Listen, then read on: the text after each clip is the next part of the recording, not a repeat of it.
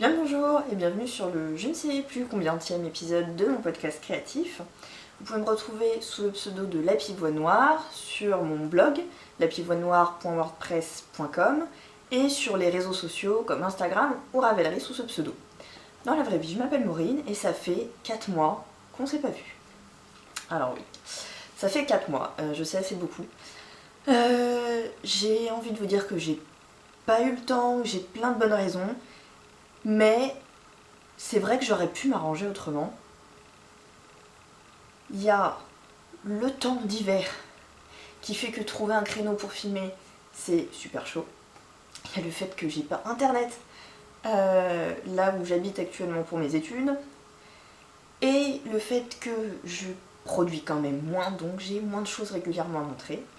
Et moins de temps pour créer des trucs. Donc faire un podcast, me mettre à la couture quand j'arrive enfin à me débloquer un peu de temps. Voilà. Tout ça a fait que ça fait 4 mois que je suis pas revenue. Mais ben voilà, c'est pas pour autant que j'ai plus envie, ni que je fais plus rien. Il se passe des choses, que je suis dans la sphère des loisirs créatifs. Et c'est formidable. Il y a Fille d'hiver qui a lancé sa boutique en ligne, avec plein d'objets super sympas et des patrons. Il y a Marmelade qui s'est mise à patronner à qui mieux mieux, disons-le. Hein. Plein de gens qui sont mis à faire des trucs. Voilà, c'est les deux choses qui me viennent comme ça le plus spontanément à l'esprit, mais il se passe plein de trucs. Je continue à vous suivre, même si j'ai, je crois, 60 vidéos à regarder dans ma liste YouTube de... Vous savez, quand on clique là sur vidéo à regarder plus tard. Mais on va y arriver. On va arrêter le blabla et on va passer au vif du sujet. Je vais vous montrer les dernières choses que j'ai faites. Alors, on commence par le tricot.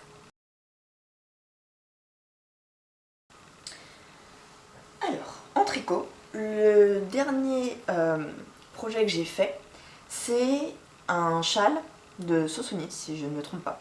Le chevron fringe shawl, quelque chose comme ça, qui est super original quand même. Les modèles de cette fille sont assez fous. Et j'ai beaucoup aimé celui-là. Alors, j'ai choisi comme laine, ici vous avez un bleu qui est de la Uncommon Thread que j'avais racheté en destache, je sais plus où. J'ai utilisé un orange que j'ai teint moi-même, je vous l'avais déjà montré. Un orange un peu caramel. Et ensuite vous avez là un blanc moucheté qui est un lafé-fil. Attendez, je sens que ça va être difficile aujourd'hui, j'ai pas mis le spot, normalement vous voyez bien j'espère. Moi je vais garder mes lunettes, là vous voyez quand même mes yeux. Donc ce châle est immense, il est immense, il est gigantesque, voilà, je l'ai pas mesuré, il est énormissime. Je suis en train de me rendre compte que ma tête est coupée.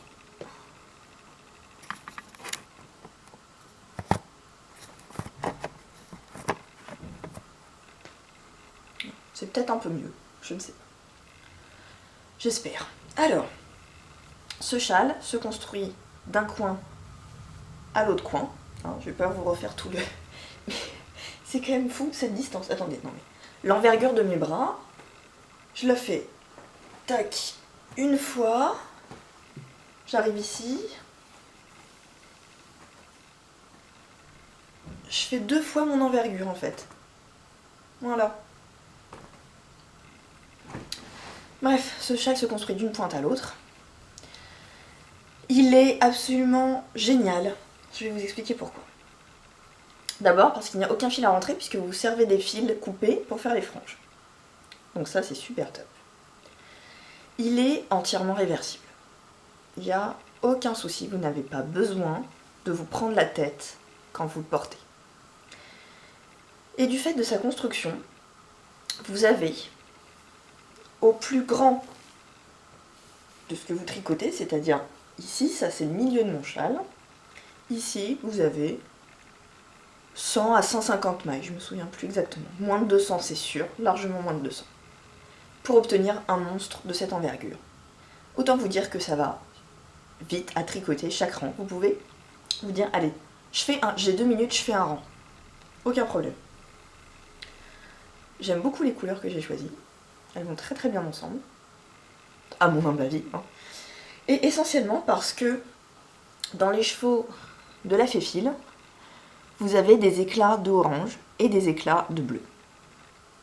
Ce qui fait que cette couleur-là, elle fait vachement bien la transition. Et elle apporte une continuité en fait dans les couleurs.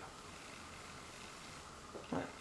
Alors, perso, je le mets comme ça. Hop, je vais mettre un peu sur les genoux pour que vous voyez le tomber en bas. Comme ça, je vais refaire un tour. Et je vais faire comme un petit nœud derrière. Que je cache en fait. Hop. Et comme ça me fait une espèce de snood à franges. Tac. Qui est super pratique et qui pour le coup vous maintient très très bien le coup. Alors, vous l'aurez remarqué, j'ai coupé mes cheveux. Énormément. J'ai fait une espèce de carré plongeant, ça se voit pas énormément avec les boucles, mais ils sont quand même plus longs devant que derrière. Et quand on vient de nouer un châle et qu'on n'a pas des kilomètres à sortir, c'est quand même vachement cool. Bref, voilà, petit coup de cœur pour ce châle qui est vraiment super chouette. Il est vraiment très très agréable à faire. On s'ennuie pas du tout, c'est très très amusant de faire les cheveux. Et ça rythme en fait énormément le tricot de passer d'une section à l'autre.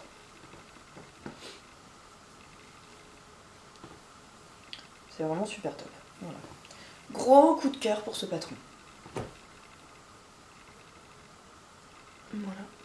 Je suis vraiment très très fière de ce projet-là. Il me plaît énormément. Voilà. Je vais vous montrer où on en est là. Je suis aussi mieux avec mes lunettes, c'est affligeant. Hop. Mon projet suivant. Maintenant que j'ai attaqué autre chose. Alors, c'est un gilet. Alors, tout s'en mêle. C'est un gilet, c'est le pomme de pin cardigan. Je me souviens plus du nom de la créatrice, vous pouvez le lire là de toute façon. Le pomme de pin cardigan, tout le monde m'a dit qu'il était très compliqué à faire. Parce que on t'explique pas trop ce que tu es censé faire de la dentelle. Mais moi j'y suis allée un peu en mode là, j'entends rien. Et je m'y suis mise quand même. J'ai choisi pour ce modèle cette laine absolument superbe. Voilà, admirez ça. C'est de la vilaine. Le coloris c'est pelage de belette. C'est un fil sport. Je me souviens plus ce que j'ai choisi comme base exactement. J'ai commandé en fait. C'est ça qui est bien, c'est que on peut commander la quantité de laine qu'on a besoin, enfin le nombre des cheveux qu'on a besoin, dans la couleur qu'on a besoin, dans la base qu'on a besoin. C'est vraiment super. Moi j'adore. Quand je les ai sortis de leur emballage, ça sentait le mouton à des kilomètres, mais ça a disparu vraiment dans les minutes après avoir déballé le truc. Donc vraiment rien à redire. J'adore cette laine. Elle est super. Je vous montre ce que ça donne tricoté. Donc là, j'ai fini un premier écheveau sur 4.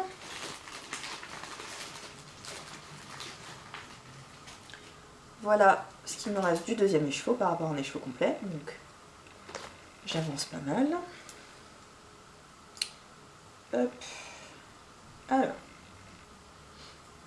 Je vous montre à partir du bas parce que sinon en haut c'est difficile à comprendre comment c'est fait. Voilà, donc ça c'est le bas du gilet. Hein. Donc là les côtes en bas. Et là le motif. Qui va avoir besoin d'un bon blocage. Hop. Donc la laine tricotée est absolument superbe. Superbe. Voilà. J'en suis arrivée. Donc en fait on commence le gilet par en bas. On commence par se taper toutes les côtes là. Tac. Oups. Je vais y arriver à vous montrer. Donc, vous avez ici le devant, le dos, l'autre devant. On tricote tout d'un bloc. Et arrivé à une certaine hauteur, on sépare pour faire les emmanchures. Et ensuite on continue à faire le dos, tout seul. Il faudra revenir récupérer les dos. Donc là je suis en train de monter le dos. J'ai déjà monté pas mal par rapport à là où j'ai laissé mon devant. Je suis plus très loin de finir le dos. Donc ça avance, ça avance. Il me reste quand même encore les deux devants à monter, toutes les manches à faire, et faire l'encolure aussi. Donc, je pense pas que j'irai au bout des 4 écheveaux, là, je me demande parce que j'ai quand même pas fini le deuxième. Mais 3 ça aurait peut-être fait juste quand même, on verra. En tout cas, je suis vraiment amoureuse de ce projet. J'aime beaucoup, ça tient à la laine hein, essentiellement, qui est vraiment canonissime. Alors, est-ce que je trouve ça difficile? Effectivement, on ne vous guide pas pour savoir ce que vous faites de votre dentelle. Quand vous arrivez au marqueur qui limite les dos et les devants, vous savez pas ce que vous en faites quand vous séparez les manches, vous savez pas si vous continuez jusqu'au bord ou pas. Est-ce que c'est tellement grave? Vous prenez une décision et vous le tenez. C'est tout. Voilà. Moi je me suis mise comme ça. On ne précise pas, donc je fais un choix parmi toutes les possibilités que j'imagine et j'essaie de m'y tenir. Voilà, c'est tout. Ça me paraît pas... Et une fois que j'ai commencé, il faut évidemment s'assurer que les motifs soient toujours alignés. Voilà, une fois qu'on est parti, on essaie de rester avec les motifs alignés. Tout simplement. Voilà, j'adore ce projet. La dentelle se retient très très bien. Vraiment aucun problème avec ça. J'ai plus besoin du tout de regarder le diagramme. Je sais pas si... Peut-être là vous allez mieux voir parce que je peux un peu écarter les mailles. Voilà, sur le mur blanc derrière. Tac. J'adore. Voilà. Je suis monogame du tricot en ce moment.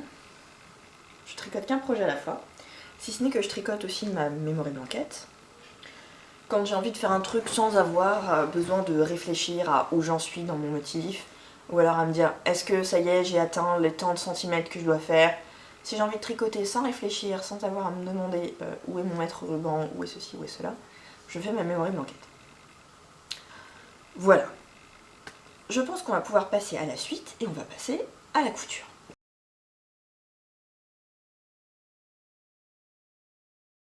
Le fait est que maintenant que j'ai une partie de mes fringues chez mes parents et l'autre partie chez moi, j'ai jamais tout en même temps. Donc il y a plein de trucs qui sont restés chez moi, que je peux pas vous montrer, que je vous montrerai au fur et à mesure que l'occasion se présente tout simplement. Là il se trouve que mes deux dernières cousettes sont avec moi, puisqu'en fait je suis venue avec la première. Il s'agit du gilet cannelle de Christelle Benetou. Un classique.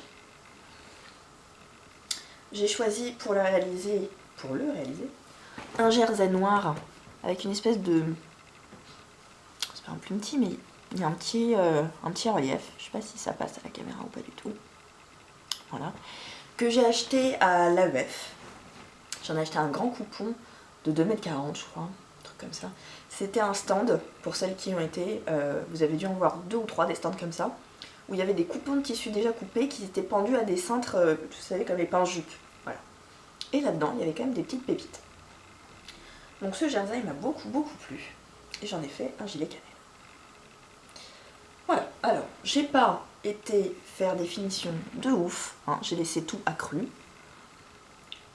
Parce que c'est un jersey, que ça s'effiloche pas, et que c'est pour moi, et que les vêtements pour moi, il n'y a que moi qui vois l'intérieur. Voilà. Je m'en fous un petit peu.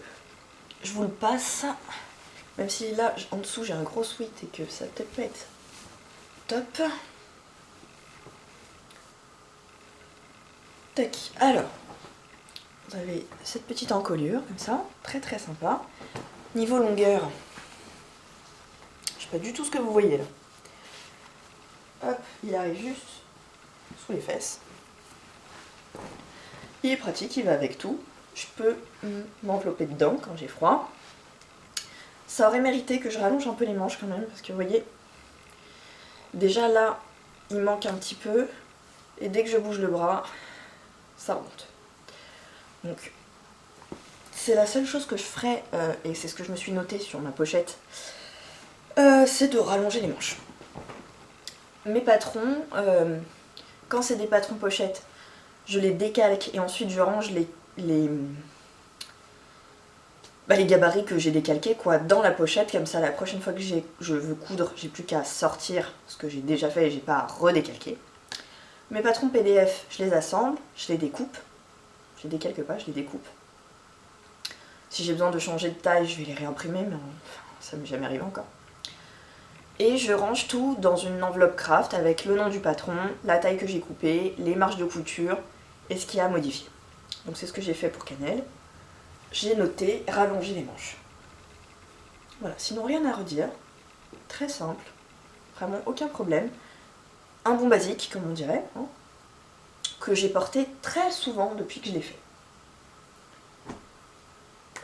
Deuxième cousette qui est à sa tête finie, il lui manque le coup de fer final. C'est une jupe brume de Direndo que j'ai commandée il y a 2 jours et il y a 3 jours peut-être, qui est arrivée dans ma boîte à lettres. Très rapidement. Alors, je l'ai fait avec ce qui me restait de ce même jersey. Limite ça me fait un tailleur en fait. Donc là voilà.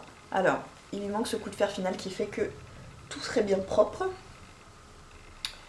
Je me suis aperçue qu'il y avait ici un petit pli qui se voyait presque pas en fait quand elle était portée, bien entendu. Et pareil derrière. Au moment d'assembler la ceinture, je devais en avoir un peu marre, j'aurais dû faire une pause. Donc, la jupe brume avec ses découpes très sympas, qui méritent leur petit coup de fer quand même, que j'aime beaucoup. Là, je vais pas vous la passer parce que de toute façon elle est un peu froissée, donc ça rendra pas. J'espère pouvoir faire des photos avec. Ça fait extrêmement pin-up quand je le porte. J'adore. Pour le ourlet d'en bas, il mérite aussi son petit repassage. J'ai choisi de faire un point zigzag, parce que ma machine à coudre, elle a un point élastique, mais j'ai voulu faire un point zigzag, et je dois dire que j'aime beaucoup ce que ça donne. Voilà. Donc là, c'est l'endroit du tissu, là. Voilà. Je trouve ça sympa. Donc il lui manque ce petit coup de fer pour terminer. Et les deux ensemble, ça pourrait être classe, ou séparément, ça marche très bien. Je vois tout à fait cette jupe avec une petite marinière rayée noire, sur rouge à lèvres là par exemple. Et c'est tout, il n'y a pas besoin d'en rajouter, il n'y a pas besoin de coiffure, de bijoux, de rien du tout. C'est un style à elle toute seule cette jupe. Elle est trop belle, trop belle. Voilà, je la referai dans d'autres couleurs peut-être. Pourquoi pas en bleu marine, ça peut être sympa aussi, vraiment super classe, je suis ravie de cette couture. On va passer à une catégorie qui n'est pas fréquemment représentée, mais ça arrive. On va passer à la catégorie crochet. Alors, en crochet, en ce moment, je suis en train de faire un modèle qui a été créé par Lorraine, du Journal de la Lue. Je sais pas si vous connaissez son podcast, si vous ne connaissez pas, allez voir. Ça vaut le coup, cette fille touche à tout, elle a pas de limite créative. Voilà ce que je dirais pour définir Lorraine. Elle n'a pas de limite créative. Elle utilise son imagination et elle fait ce qu'elle a envie. Voilà. C'est super inspirant. Elle brode aussi des trucs magnifiques. Enfin bref, allez voir son blog aussi. Elle a mis le tutoriel pour faire un nifleur.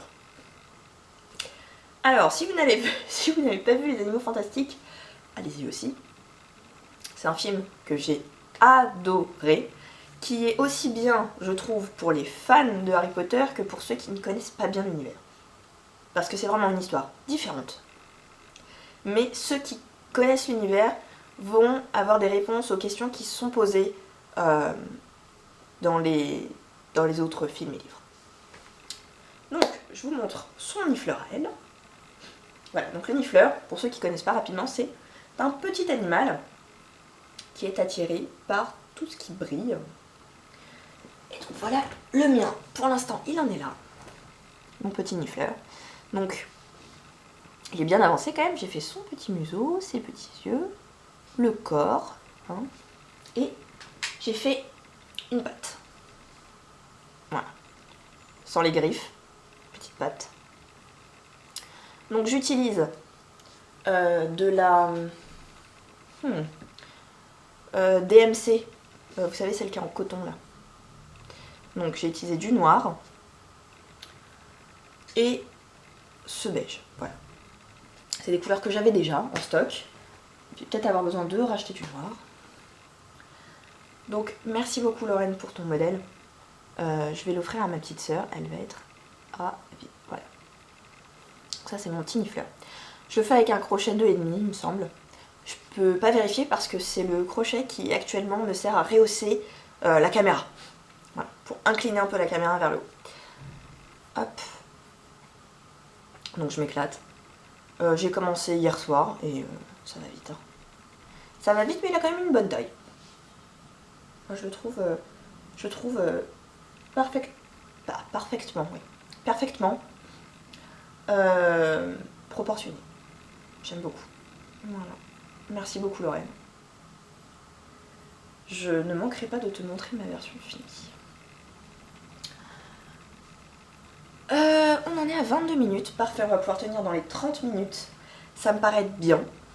J'ai pas envie de faire des vidéos trop longues parce que sinon ça fait trop de montage et ça va me décourager. Donc pour essayer de garder un truc bien monté et joli quand même, on va rester dans les 30 minutes, ça me paraît être cool. Donc on va finir avec un truc que j'ai depuis quelques temps maintenant et que je n'avais pas commencé. Fanny, je me suis enfin attaquée à la broderie que tu m'as offert. Ceux qui ne voient pas à quoi je fais référence, je vous invite à voir l'épisode où j'ouvre le swap des podcasteuses. C'est Fanny qui m'avait gâtée. Fanny de Fanny Brooklyn, ou du blog Quand Brooklyn dort, Fanny Cou. Ça m'arrive des fois de dire dans ma tête le contraire, mais non, c'est bien Fanny qui coud. Donc, dans le kit, il y avait ce fil que j'ai mis en pelote parce que je trouvais ça plus pratique, qui change de couleur tout seul, qui est absolument ravissant. Il y avait les aiguilles pour broder, et il y avait également la toile avec le dessin déjà fait dessus, donc ça c'est quand même super pratique. Et c'est ces choses-là que vous n'avez pas manqué de remarquer si vous avez été dans les salons de loisirs créatifs ces derniers temps. Donc voilà, un motif tout bête, du point droit tout bête, mais avec ce fil qui change de couleur, ça fait un effet très sympa, que j'aime vraiment, vraiment beaucoup. Donc pour l'instant j'en suis là. J'ai fini tout le tour, et je suis en train de faire les éventails et de les remplir. Et j'essaie de rester de la couleur de l'éventail en fait. Voilà, celui-là je ferai les points à l'intérieur. Vous voyez, en rouge, là en orange, là en rouge qui devient rose, j'essaie de garder ça. Et à la fin, j'en ferai un coussin dans mon sac à projet, on verra. Un petit coussin, ça peut être sympa. Donc voilà, ma petite broderie en cours. Je trouve ça très chouette quand j'en ai marre de tricoter, que j'ai mal au poignet ou quoi. Tout simplement que j'ai déjà beaucoup tricoté dans la journée et que j'ai envie de faire autre chose. Et ben c'est super sympa cette petite broderie. Je suis vraiment vraiment contente. Merci encore Fanny pour ce cadeau. Je m'amuse beaucoup, ça me permet de faire des choses différentes. Et j'adore faire des tas de trucs. Donc voilà, ça sera tout pour cet épisode. J'espère que ça vous aura plu, que vous n'étiez pas trop inquiets. Je vous rassure, tout va bien, tout va bien. C'est juste un problème d'organisation. Un souci personnel ou rien de grave. Vraiment. Je vous remercie 1000 fois pour tous vos petits messages. Vous avez été vraiment nombreuses à me réclamer un nouveau podcast. Réclamer gentiment, hein, je suis pas en train de critiquer. À me demander de faire un nouveau podcast, à me dire que ça vous manquait. Il y en a même qui m'ont dit qu'elles regardaient les anciens en attendant et ça m'a fait super chaud au cœur. Donc merci, merci, merci à toutes. Cette communauté est vraiment géniale. Vraiment géniale. Et on a beau le savoir, on est toujours surpris. Donc voilà. Je vous fais plein de gros bisous. J'espère revenir bientôt. Je ne pense pas que je ferai comme je faisais avant un épisode toutes les 2 semaines. Peut-être un épisode tous les mois. On va voir. En attendant, je vous fais plein de bisous et je vous dis à bientôt. Salut!